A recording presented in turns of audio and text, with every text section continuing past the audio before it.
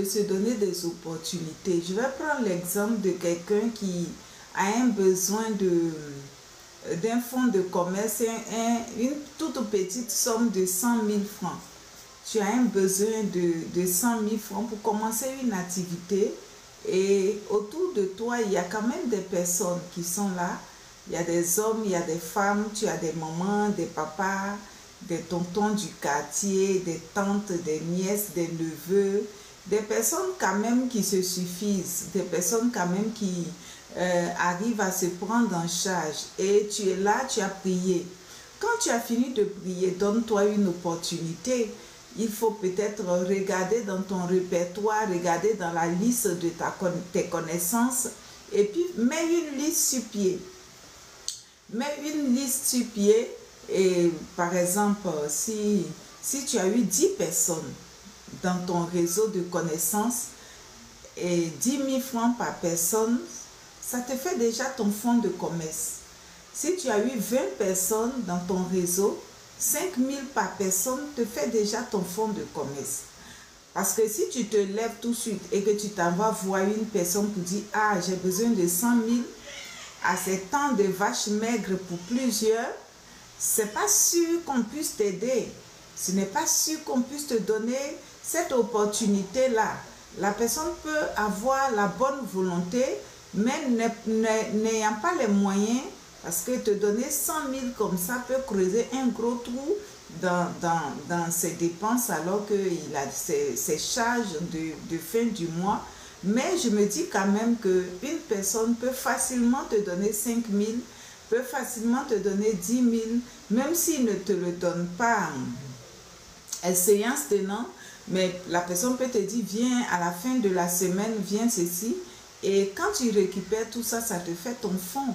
Et tu te lèves, tu fais ton activité. Et tu peux aussi chercher les petits boulots. Tu peux chercher les petits boulots qu'on va te payer, que tu vas économiser pour pouvoir réaliser ton projet. Ça veut dire quoi? Tu ne peux pas t'asseoir et puis croire que parce que tu as prié que ça va tomber du ciel. Il faut se donner des opportunités. Peut-être que tu ambitionnes être un grand homme d'affaires, une grande dame d'affaires, mais les affaires commencent toujours petit. Donc, il faut déjà te donner des opportunités en commençant petit.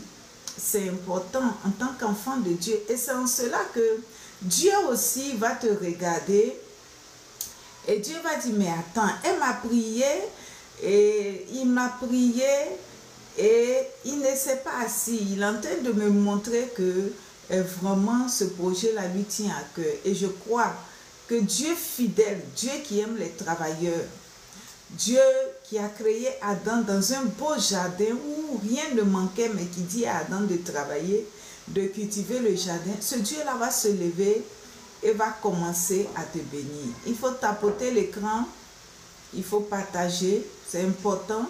Permet à plusieurs de venir écouter parce que Dieu a beaucoup de choses à nous donner ce soir. Nous allons toucher plusieurs thèmes ce soir et il est important que nous soyons nombreux. C'est très très important que nous soyons nombreux. Aujourd'hui, je suis en train de vous parler de se créer des opportunités. Donne-toi des opportunités, c'est très important.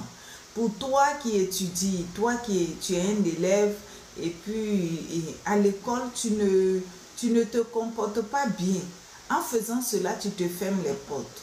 En te comportant mal, en rentrant dans des groupes de mauvais élèves, tu ne te crées pas des opportunités de réussite. C'est vrai, tes parents payent. C'est vrai, tu as les fournitures. Et chaque année, ton inscription est faite. Mais qu'est-ce que toi-même tu fais pour bâtir ton demain? Qu'est-ce que tu fais pour bâtir ton demain? Tu dois éviter les groupes de rébellion dans l'école. Tu dois éviter les groupes de moquerie dans l'école. Les groupes de taquins, des groupes des personnes qui créent le trouble dans la classe. Tu dois éviter. Pourquoi? Parce que ce n'est pas bien que des gens aient contre toi des mauvaises pensées justifiées. Voilà, on ne peut pas empêcher que des gens aient des mauvaises pensées contre toi, mais quand des gens se mettent en colère contre toi et que cette colère est justifiée, tu es en train d'embrouiller ton atmosphère, tu embrouilles ta vie et c'est comme si toi-même tu déposes des pots de bananes sur ton chemin, toi-même tu sèmes des épines sur ton chemin, toi-même tu sèmes des ronces sur ton chemin, toi-même tu appelles des loups-garous, des panthères sur ton chemin et toi-même tu rends ta vie compliquée. Alors que si tu t'inscris dans le lot des bons élèves, tu étudies, tu es un élève studieux, et de 2, tu respectes les professeurs, de 3, tu considères tes amis de classe et de l'école, tu respectes les aînés et tu travailles bien, Dieu va te bénir. Pourquoi? Parce que toi-même, tu poses des actes qui aplanissent ton chemin. Tu poses des actes qui aplanissent ton chemin et c'est comme si toi-même tu ouvres la voie de ton évolution, la voie de devenir quelqu'un d'important dans la société. Et le cœur des professeurs sera ouvert, favorable à toi.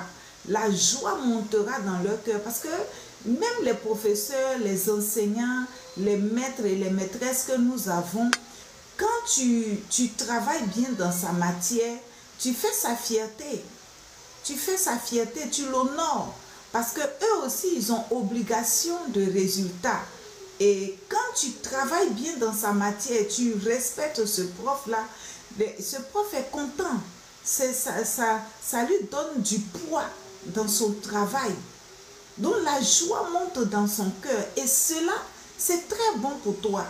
Sur la terre ici, nous croyons que c'est quand nous prions seulement que notre voix monte au ciel. Non, notre comportement monte au ciel. La joie que nous créons dans le cœur de ceux qui nous entourent monte au ciel. Et c'est des choses qui envoient sur notre vie des bénédictions, des grâces, des bonnes choses, des bonnes ondes. Et c'est des choses qui nettoient notre atmosphère, qui éloignent le malin de nous et qui permettent que nous puissions évoluer. Donc quand tu es un élève, tu es un étudiant, tu dois te créer des opportunités de réussite.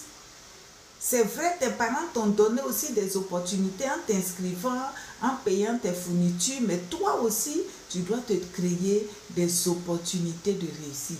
Oh, ça me fait plaisir de voir ma fille. Maman Esther, que le Seigneur te bénisse. Que Dieu te bénisse. Alléluia. Soyez tous bénis. Est-ce que vous comprenez? Se créer des opportunités. Je vais parler de quelqu'un aussi qui fait le commerce. Certainement que tu es dans le marché et tu as ta marchandise que tu vends. C'est ton attitude qui va te créer des opportunités de clientèle. C'est toi qui vas attirer la clientèle vers toi par ton comportement. Il y a des personnes dans le marché. Tu t'en vas pour acheter sa marchandise. Mais la manière dont elle te répond, la manière dont elle se comporte, ça ferme les portes. Souvent, on se rend compte, tu t'en vas acheter de la viande, pendant qu'elle découpe, elle cache aussi des parties. Mais quelques morceaux de viande que tu vas voler va assombrir ton lendemain, va créer des négativités dans ta vie et toi tu ne sais pas. Mais c'est pas quand tu vas prendre 2 morceaux, 3 morceaux de viande sur la marchandise, sur l'achat de la cliente que tu deviendras milliardaire du jour au lendemain. Sois honnête. Crée-toi une atmosphère bénie. Donne-toi des opportunités de réussite dans le commerce que tu es en train de faire. On achète l'aubergine et puis en mettant dans le sachet, tu retiens aussi. C'est mal. On achète les poissons, mais en mettant dans le sachet, tu diminues là-dessus. C'est mal.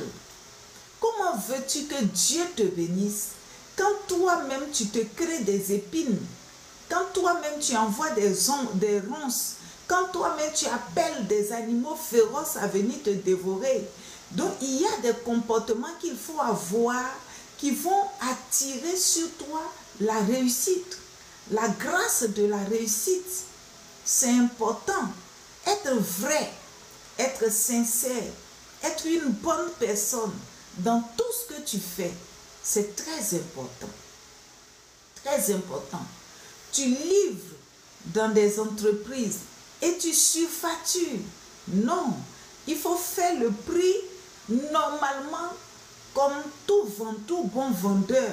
C'est vrai, si tu as payé à 1000 francs, tu ne vas pas revendre à 1000 francs. Mais tu ne peux pas payer une marchandise à 1000 francs et puis vendre ça à 100 000. C'est en abuser. Et quand tu abuses ainsi, est-ce que tu penses que Dieu te regarde? Comment te comporter dans la société en te créant des opportunités? Crée-toi des opportunités dans la société en te comportant juste. Augmente, aie des bénéfices, mais il ne faut pas étouffer, il ne faut pas détruire. Et tu ne peux pas bâtir ta richesse sur le malheur des autres, sur le gémissement des autres. Tu ne peux pas payer ta vie au prix de la douleur des autres. Non, tu dois te créer des opportunités qui amènent l'Éternel à librement te bénir. Mais quand tu fais comme ça, Dieu même te regarde et puis il ne peut pas courir pour venir te secourir. Il ne peut pas courir pour venir te bénir. Sa main sera retenue au-dessus de ta tête. Dieu ne pourra pas te tendre la main pour te bénir. Mais sur cette terre, si ton Créateur ne te bénit pas, tout ce que tu auras n'aura pas de longue durée. Parce que la longue vie se trouve dans la bénédiction de l'Éternel. L'Éternel dit que sa bénédiction nous enrichit et ne se fait suivre d'aucun chagrin. Mais tu as amassé des trésors sur la douleur des autres. Mais tu déposes des héritages à tes enfants, mais c'est la douleur des autres, c'est les pleurs des autres, c'est les gémissements des autres. Tu as construit une maison et il y a quelqu'un qui pleure. Tu as payé des jets privés, mais il y a plusieurs personnes qui soupirent, qui pleurent.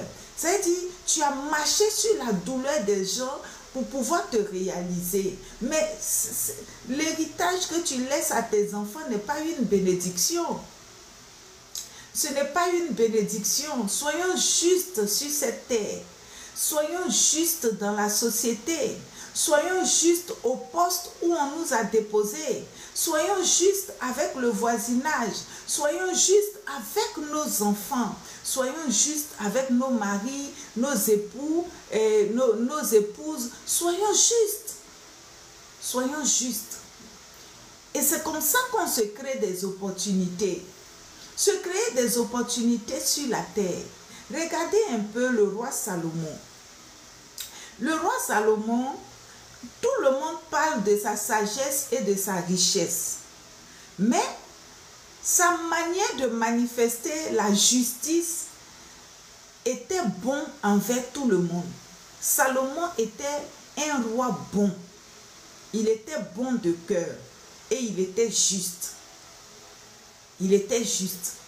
Regardez un peu dans son comportement envers ses intendants. Salomon a nommé 12 intendants et il leur a donné des parcelles à cultiver. Et quand il leur a donné des parcelles à cultiver, il leur a dit que vous cultivez, semez ce que vous voulez, mais une fois dans l'année, ça veut dire un mois dans l'année, une personne parmi vous va pourvoir à ma table. Tous les autres 11 mois de l'année, ce que vous avez cultivé là, c'est pour vous. Mangez comme vous voulez, mais un seul mois de l'année, une personne parmi vous pour voir à ma table. Donc, les 12 intendants travaillaient et à tour de rôle, chacun se chargeait de la maison de Salomon. Regardez un peu sa générosité. Regardez un peu l'intelligence de Salomon dans l'entrepreneuriat. Regardez un peu sa capacité dans l'entrepreneuriat. Il a donné la parcelle. Il a donné des champs. Il a donné, on peut dire, des fonds de commerce, des fonds de roulement. Et il permet à la personne qui travaille d'être bien. Il permet à la personne qui travaille d'être bien, d'être rassasiée, de ne pas avoir de soucis. Pourquoi? Parce que même quand tu as des milliards et que tu travailles dans le stress, la chose ne prospère pas. Mais un roi qui te donne l'opportunité de cultiver, de travailler et de prendre 11 mois de récolte, 11 mois de nourriture pour toi et de lui donner seulement 1 mois. Mais c'est un roi généreux. C'est un roi bon de cœur. C'est un roi qu'on doit louer. Mais quelqu'un va dire, mais Salomon, tu n'es pas sage. Salomon, ça, ce n'est pas intelligent. Salomon, tu n'auras pas de bénéfices. Mais Salomon, pourquoi tu fais ça? Comment tu peux le laisser récolter, manger 11 mois et puis toi, tu n'as qu'un seul mois? Est-ce que vous comprenez? Mais la bonté de Salomon se fait sentir dans la manière dont il gère ses entreprises. Et la parole de Dieu nous dit que dans le royaume de Salomon, là, tout le monde était heureux. Tout le monde était béni. Tout le monde était en paix. Au point où, à son temps, il n'y avait pas de guerre. Même les ennemis, les peuples ennemis, ne venaient même pas les attaquer. À cause de la bonté qu'il dégageait. Souvent, on parle de sa richesse et de sa sagesse. Mais on ne touche pas le côté bonté. Salomon était un homme bon de cœur. C'était un homme juste. C'était un homme qui sait voir la vérité et permettre à la vérité de triompher.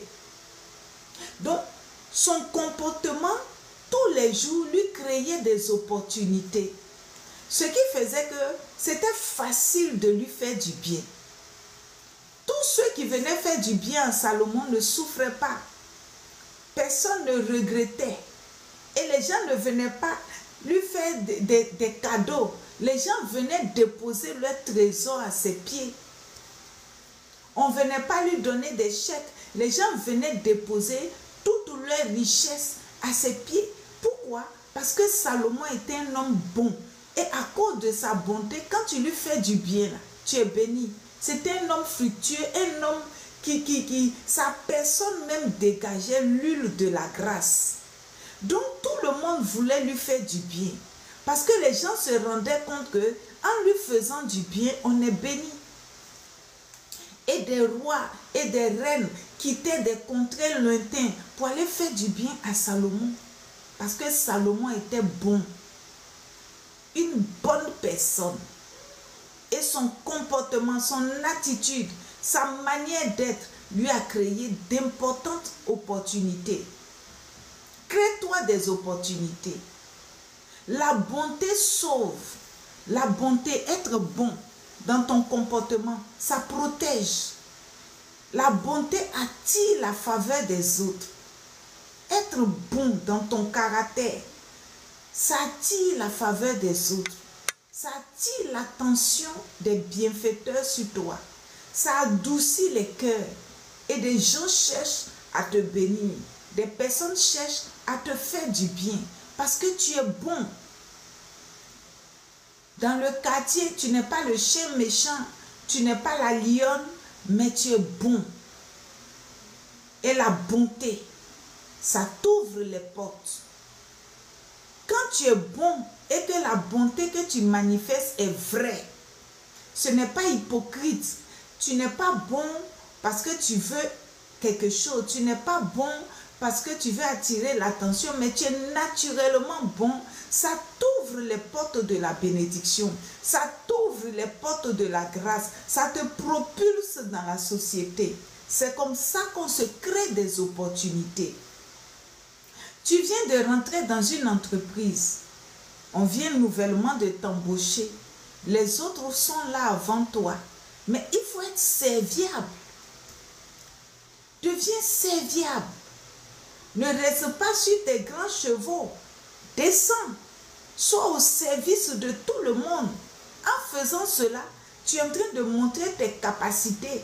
Des gens commencent à voir tes capacités, tes qualités. Et tu attires l'attention, la bienveillance des autres sur toi. Mais tu es dans ton coin là-bas. Non, on ne peut pas te toucher. On ne peut pas t'effleurer. Tu es toujours le chien méchant. C'est toi qui rugis. Non, tu te fermes les portes. Tu te fermes les portes. Mais quand tu arrives, tu es au service de tous. Jésus nous l'a dit. Les disciples étaient en train de lutter. Qui est le plus aimé? Qui est le plus grand? Qui est le plus puissant?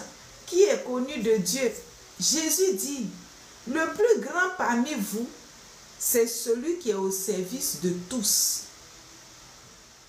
Si tu veux être grand, si tu veux te créer des opportunités, si tu veux avancer, réussir rapidement dans la vie, quand tu rentres quelque part, sois au service de tous. C'est ça qui va te créer des opportunités.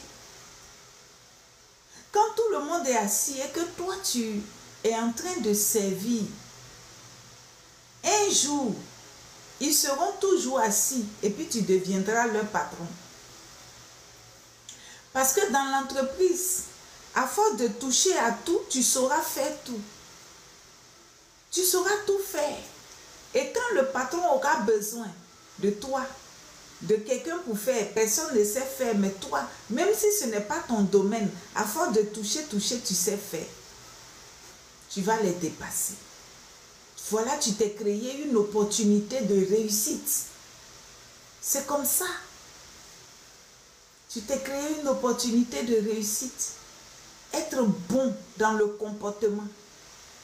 La bonté dans le comportement. Ça te propulse à la richesse. Ça te donne la prospérité. Ça te donne la sécurité. Souvent parce que tu es bon là, tu échappes à la mort. Le simple fait que tu sois bon dans ton comportement de tous les jours, ça peut te sauver. Ça peut te sauver. Le fait même que tu ne méprises pas les gens, tu es gentil avec tout le monde, tu salues le plus faible, tu fais du bien au plus faible, tu fais du bien aux déshérités, tu respectes les grands, tu honores les grands. C'est-à-dire, toi, tu ne mets pas de différence. Ça peut te sauver la vie. Ça peut te sauver la vie. Israël arrivait où il devait chercher une personne pour rentrer en contact dans la ville. Il ne savait pas comment faire. Il ne savait pas comment faire. Arrivé à Canaan, il ne savait pas comment faire parce qu'il fallait un point de contact. Mais imaginez si ces personnes-là, ces éclaireurs-là, étaient des gens qui méprisent les pécheurs. Est-ce que Rahab, la prostituée, allait être utile? Mais c'est des personnes qui ne méprisent pas les plus faibles. Et ce qui a fait que Rahab, la prostituée, a pu aider. Et sa famille a été sauvée. Soyons bons sur cette terre. Jésus est l'incarnation de la bonté. Soyons bons. Et dans le comportement, Si tu es bon dans ton comportement, aucune porte ne peut se fermer devant toi. Même si tous les sorciers de ton village s'unissent chaque jour pour te maudire, ça ne peut pas t'atteindre. Ce n'est pas parce que Salomon n'avait pas d'ennemis. Hein. Avant que Salomon ne soit établi sur le trône, son propre frère était son ennemi. Salomon avait des ennemis. Mais sa bonté, son bon comportement, son bon cœur, sa volonté de voir les autres bien, l'envie de voir les autres réussir, ça lui a rendu la tâche facile. C'est comme ça. Dans l'entreprise, on t'a nommé directeur, on t'a nommé chef. Et c'est toi qui étouffes ceux qui sont en bas. Tu leur rends la vie impossible. Leur cœur va crier à Dieu. Tu risques de perdre ton poste. Tu risques de perdre ton poste. Tu risques d'avoir un malheur. Pourquoi? Parce que quand les gens sont en colère contre toi, ce n'est pas bon. Alors que si tu es un chef rassembleur, un chef qui veut que tout le monde puisse être bien, que chacun soit rassasié, un chef qui sait partager, un chef qui se bat pour que l'entreprise marche et que les autres salariés puissent aussi avoir bien comme lui. Un chef qui veut que tous ceux qui sont sous lui puissent être bien et que les familles soient dans la joie. Pas un chef qui, quand il arrive, quand tout le monde court, les gens rentrent à la maison avec des cœurs lourds. Tu ne te crées pas des opportunités de réussite. Quand tu travailles dans de telles atmosphères, même ce que tu gagnes n'est pas une bénédiction. Crée-toi des opportunités de réussite. Il faut que le cœur de tous ceux qui sont dans l'entreprise te loue, te glorifie, te bénit, chante tes louanges. Jusqu'à arriver à la maison, madame, les enfants, prie pour qu'on ne t'enlève pas. Parce que quand tu es là, tout le monde est heureux. Et une entreprise où il y a la joie, où tout le monde est heureux, l'entreprise avance, l'entreprise prospère. Donne-toi des opportunités de réussite. C'est important. Cette vie dans laquelle nous sommes, Dieu nous bénit, mais c'est nous-mêmes, c'est notre comportement, notre manière de faire qui permet que nous soyons dans l'abondance. Sinon, l'Éternel peut déclarer 10 milliards de fois sur toi, mais si tu ne te donnes pas des opportunités, tu ne pourras pas réussir. Ça ne pourra pas marcher. Ça ne pourra pas marcher.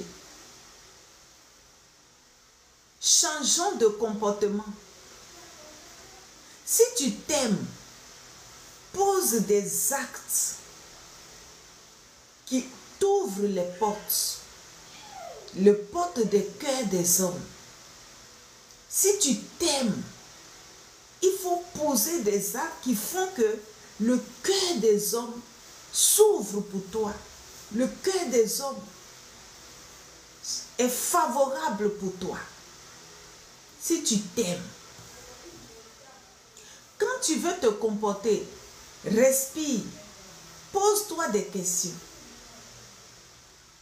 Parce que dans les temps derniers que nous sommes, ne pas rentrer dans ta bénédiction ne va pas t'arranger. Parce que Dieu t'a envoyé sur terre et tu dois remplir tous les domaines qu'il t'a donnés. Comporte-toi bien pour que ce que Dieu t'a destiné vienne à toi. C'est important. Crée-toi des opportunités. Au sein de ta famille, Crée-toi des opportunités. Les chrétiens commettent trop d'erreurs vis-à-vis de leurs parents. Il n'est pas bon de créer la colère dans le cœur de ton père, dans le cœur de ta mère. Ce n'est pas bon. Ce n'est pas bon de créer la colère dans le cœur des tantes, des oncles. Ce n'est pas bon. Il est écrit, quand cela dépend de toi, sois en paix avec tout le monde. S'il doit y avoir des bagarres, que cela ne vienne pas de toi. Si quelqu'un doit garder la rancœur, que cela ne vienne pas de toi. Dans la famille, respecte tout le monde. Ce n'est pas des millions qui honorent l'homme. Le simple respect que tu accordes, la considération que tu donnes aux autres, c'est important. Ça t'ouvre les portes. Recevoir des bénédictions de la bouche des parents, ça t'ouvre les portes. Donner un verre d'eau. Tu arrives chez tes parents, tu mets la main à la pâte. Tu aides. Ça t'ouvre les portes. Le bon comportement en famille. Tu habites chez ton oncle. Et tu es partisan de moindre effort. Tu n'es pas en train de te donner des opportunités de réussite. Parce que là où tu habites là, le simple fait qu'un jour la personne va dire, quand tu étais là, tu m'as fait du bien. Le simple fait que la personne va déclarer ça, ça monte au trône et Dieu descend sur toi la bénédiction.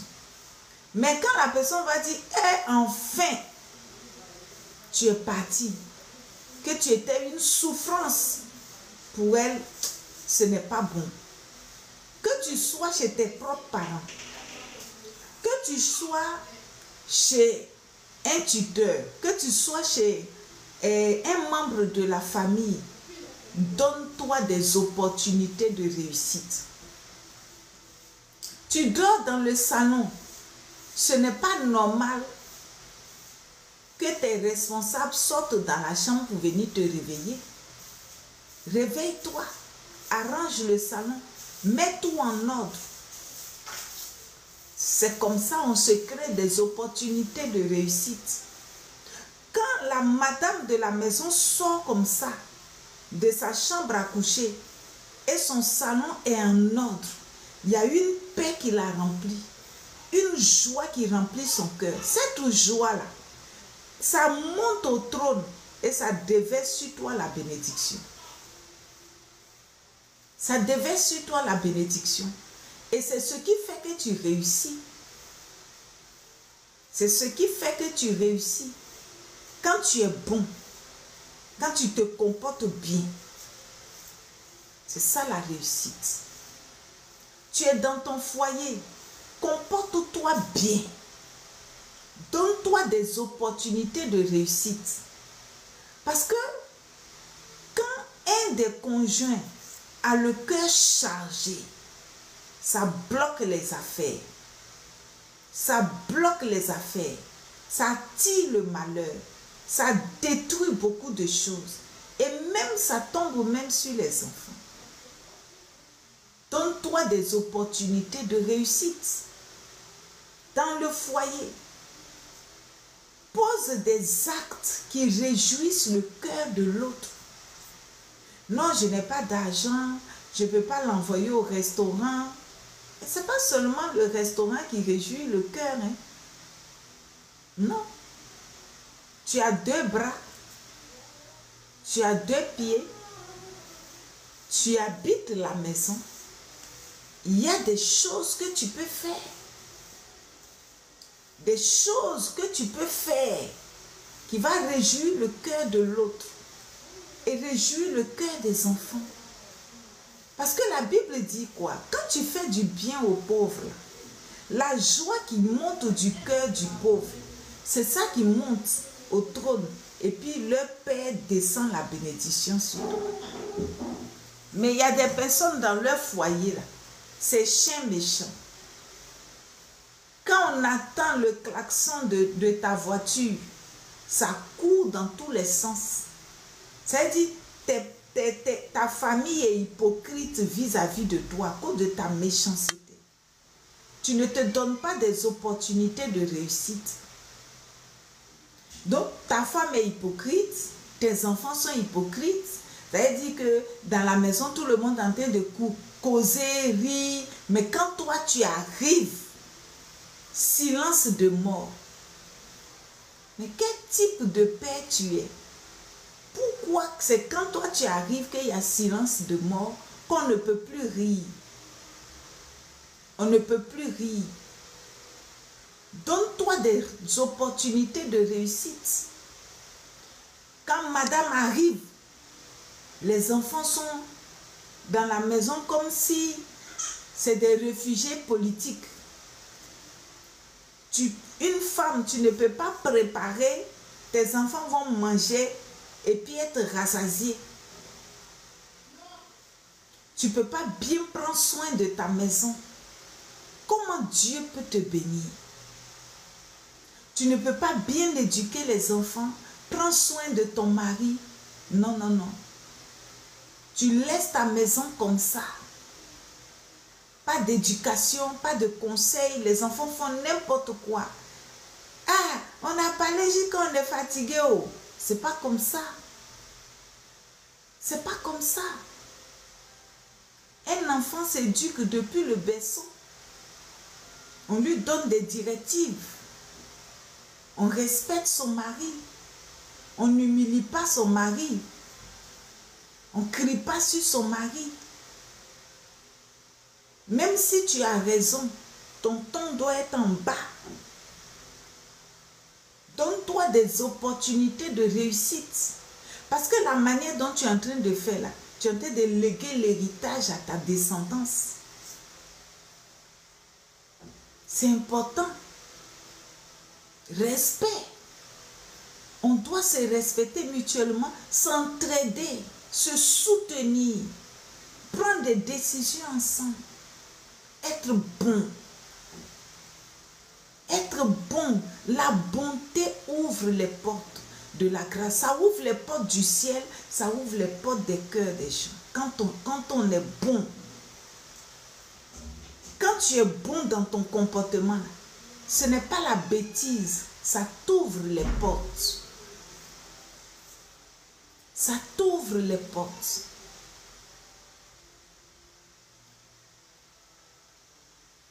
Dans ton foyer, respecte les autres. Respecte la belle famille. Respecte ta propre famille. Ne les méprise pas. Ne les néglige pas. Ne les dénigre pas. Respecte-les. Considère-les. C'est des choses qui apportent, qui ouvrent les portes. Souvent tu pries, oh Seigneur, ouvre les portes. Pour que les portes s'ouvrent là, c'est quelle porte qui va ouvrir? C'est une entreprise, c'est un homme qui est là-bas. La société où tu veux aller travailler, c'est un homme qui est là-bas. Pour que son cœur s'ouvre là, il faut que toi, ton comportement de tous les jours, ouvre les cœurs. Et c'est comme ça que tu vas dégager des ondes positives qui va faire que quand tu arrives quelque part, les cœurs sont favorables à toi. Les gens ne te connaissent pas, mais ces personnes-là te font du bien parce qu'il y a une onction de bonté qui t'accompagne. Il y a une onction de joie qui t'accompagne. Des gens prient dans le secret pour que tu vives parce que tu es bon. Ton comportement est bon. Tu as un bon caractère. Quand tu es quelque part, tu veux que tout le monde soit béni. Tu n'es pas là pour fermer la porte. Mais quand tu gagnes là, tu fais comme les lépreux. Tu prends aussi et puis tu permets que les autres aussi puissent avoir. C'est comme ça qu'on doit être dans l'entreprise, dans la société, dans les foyers, dans les familles, dans les nations. Toi, tu ne dois pas être un bouchon. Quand toi, tu arrives net, la bouteille est fermée, le liquide ne peut plus couler. Non, toi tu dois être une personne par qui plusieurs sont bénis. Mais tout vient par le caractère, le comportement. l'attitude que tu as. Tu oublies d'être bon. Et tu veux être multimilliardaire. En tout cas, le seul riche dont la Bible parle, le témoignage de la grande richesse que nous on a connue dans la Bible, c'est Salomon. C'est vrai, il y avait beaucoup de riches, mais lui, l'accent était mis sur sa vie. C'est Salomon. Mais est-ce que Salomon était un roi méchant? Salomon n'était pas un roi méchant. Salomon était un roi bon de cœur. Le meilleur entrepreneur de la planète Terre.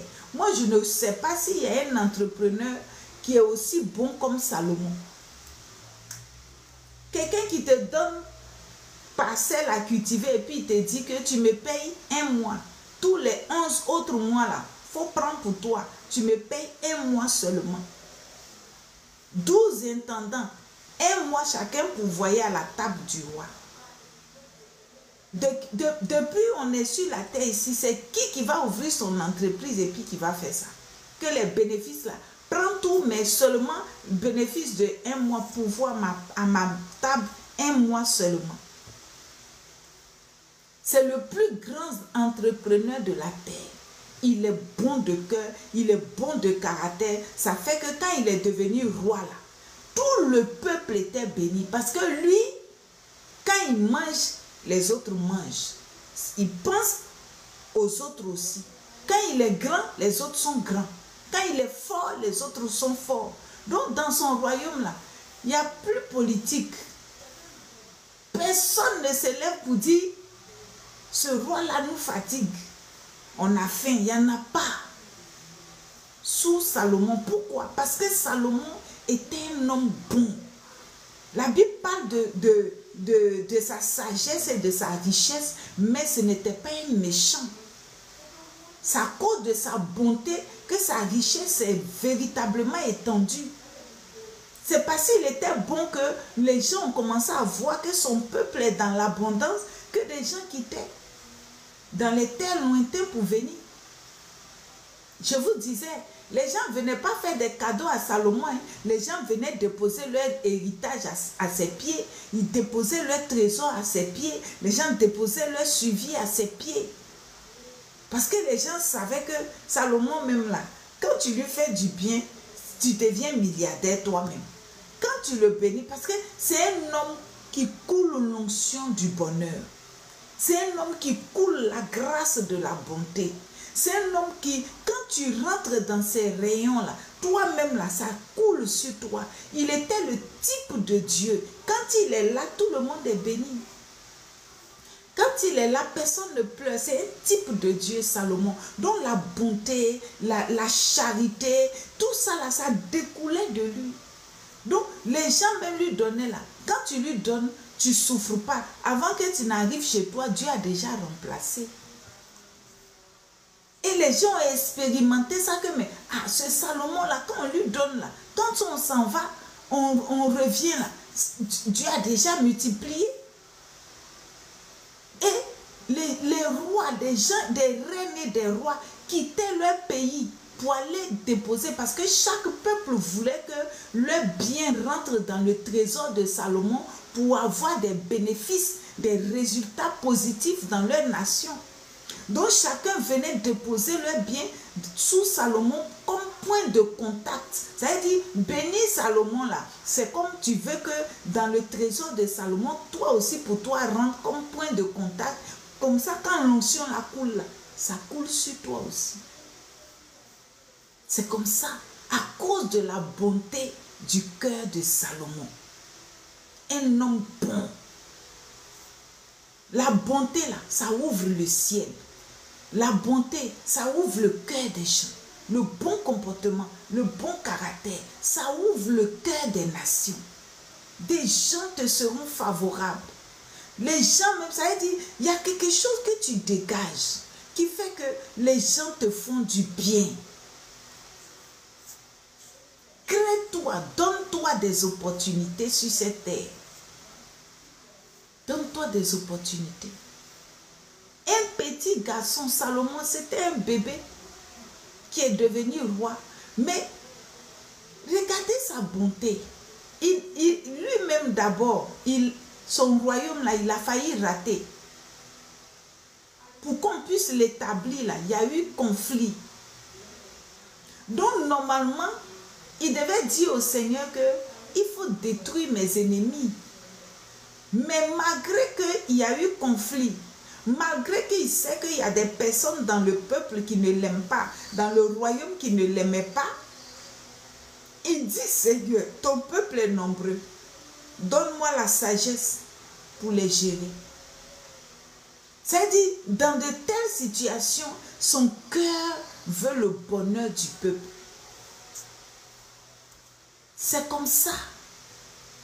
Aujourd'hui, le monde pleure parce que l'homme est mauvais. Le monde pleure parce que nos cœurs sont mauvais. C'est vrai, on accuse les démons, mais qui a envoyé les démons sur terre? Qui s'en va les invoquer? Qui est capable de payer 500 000 pour aller tuer son camarade chez féticheur? Qui est capable de payer bœuf pour aller tuer son camarade chez féticheur? Qui? Les animaux ne font pas ça. Les arbres ne font pas ça. Les cailloux, les rochers ne font pas ça.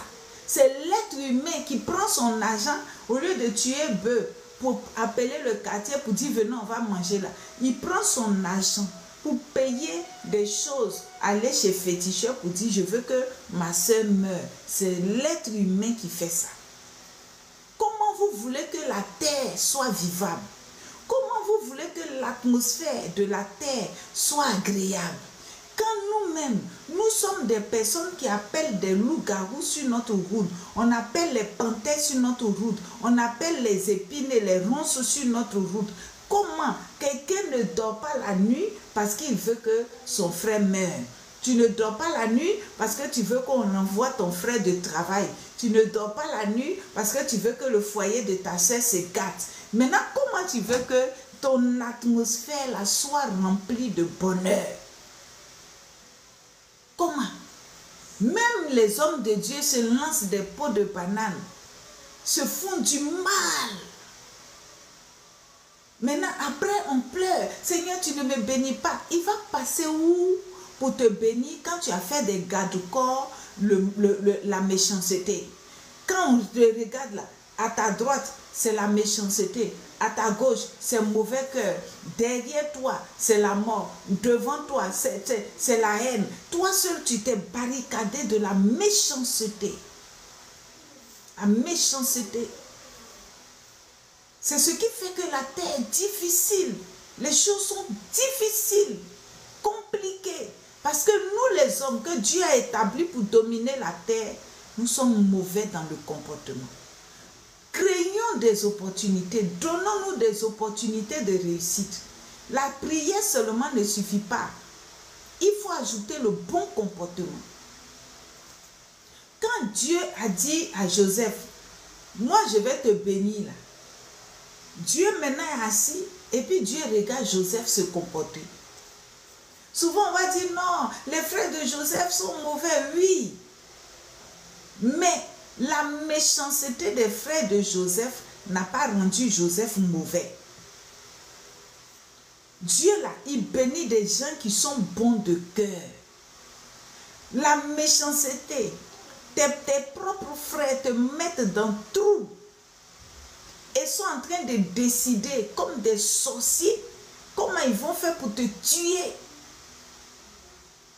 Et tu sors de ce trou-là et tu continues de les aimer. C'est le témoignage de Christ. C'est un type de Christ. On te poignarde et puis tu dis Seigneur, pardonne-leur. C'est des types d'Étienne. On te lapide et puis tu dis Seigneur, pardonne-leur. Tes propres frères. Et ce ne sont pas tes petits frères, c'est tes aînés. Des gens qui doivent être responsables de toi, qui doivent veiller pour que le malheur ne t'arrive pas là. C'est eux qui planifient ton malheur. Et c'est eux qui font de toi un esclave. Toi, fils de papa, ils t'ont fait sortir de la maison paternelle pour te vendre À cause d'eux, tu as souffert. Toi qui n'as jamais travaillé, tu es devenu boy cuisinier dans la maison de Potiphar. Toi qui n'es jamais allé en prison, tu es devenu prisonnier à cause d'eux. Mais Joseph n'a pas eu une fraction de colère contre ses frères. Il a plutôt même cherché à leur faire du bien. Il avait des soucis pour leur bien-être. C'est pour ça que Dieu l'a choisi et que Dieu l'a élevé. La bonté de cœur de Joseph, là, c'est ça que Dieu a vu en lui. C'est pour ça que Dieu a décidé de l'élever. Parce que si Dieu donnait cette grâce qu'il a donnée à Joseph, s'il donnait ça à un autre dans la famille, là, Israël allait mourir de faim pendant la famine. Parce qu'eux, ils sont quoi là même? Ils sont égoïstes. Et ils ne pensent qu'à eux, à leur propre orgueil, à leur propre satisfaction. Ils n'ont même pas eu pitié de leur père. Pour dire que si on fait ça, notre père peut piquer une crise et puis mourir. Donc, c'est des personnes qui ne sont pas capables de penser à autrui. Mais Joseph, Dieu a vu en Joseph la bonté. Dieu, là, il bénit ceux qui sont bons. Si tu es bon de caractère, tu es bon de comportement, là, Dieu te bénit. Donc Dieu est assis et puis il regarde Joseph dans l'évolution des choses. Et Joseph doit donner les preuves de sa bonté dans son comportement de tous les jours, dans le mépris des autres, dans les insultes, dans l'humiliation. Joseph doit donner les preuves de la bonté de son cœur. Joseph doit donner les preuves de son bon comportement à Dieu, pas aux hommes, mais à Dieu. À Dieu. Joseph doit donner les preuves. Et chaque jour, Joseph donnait les épreuves. À chaque étape, Joseph donnait les preuves. Il donnait les preuves. Même en prison, Joseph donne les preuves de la bonté de son cœur. Sinon, si c'était nous là, c'est vrai, j'ai don de songe et puis j'ai don d'interprétation. Mais c'est en prison où tout est fini pour moi, là, où c'est bouclé totalement, là, qu'il est venu encore, ce Dieu d'Israël m'a abandonné. Mais dans prison, là, Joseph était encore au service des autres, en prison. Joseph était au service et il était un bon chef en prison. Joseph était un homme loyal. Quand il est devenu premier ministre en Égypte, il a été bon envers celui qui l'a établi. Il n'a pas cherché à renverser Pharaon. Il n'a pas cherché à lui mettre des bâtons dans les roues. Il n'a pas cherché à former son clan pour dire, attends, on va prendre le pouvoir. Il était loyal. C'est à cause de ça que Dieu l'a choisi. C'est pour ça que Dieu lui a donné l'onction du premier. C'est pour cela que Dieu lui a donné la prééminence. C'est à cause de ça, c'est cette nature, cette graine-là, ce caractère, ce comportement en lui, là, qui lui a valu d'avoir la prééminence sur ses frères. C'est ça. Et Dieu cherche ces types de personnes sur la terre pour mettre de l'ordre. La création attend la révélation des fils de Dieu. Mais Dieu va nous révéler quand on est confondu avec les païens. On est mauvais de comportement. Non, non, non, non. Non, on se justifie, mais il m'a insulté, non, il m'a fait ceci, non, il m'a fait cela.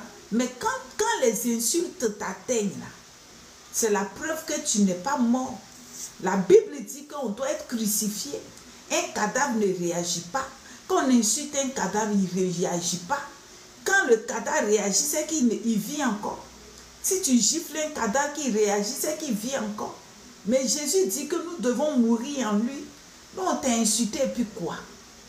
On t'a maltraité et puis quoi?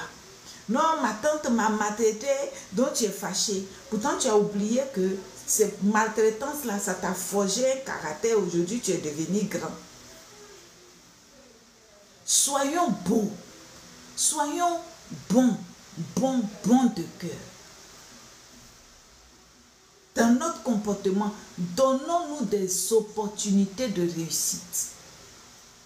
C'est comme ça qu'on se donne des opportunités de réussite dans la vie. C'est comme ça que les bonheurs t'arrivent et puis tu es surpris. Parce que tu es tellement bon que partout où tu vas, les portes s'ouvrent. Les bonnes choses t'arrivent, les autres ne comprennent pas. Pourquoi quand on arrive, c'est toi et c'est toujours toi. Mais parce que tu es bon. Tu es le choix de Dieu. À cause de la bonté de ton cœur, à cause de ton bon comportement, à cause de ton bonne attitude, là, Dieu ne peut que te choisir. Dieu ne peut que te confier des choses précieuses. Parce que ton cœur est bon. Ton cœur est bon. C'est comme ça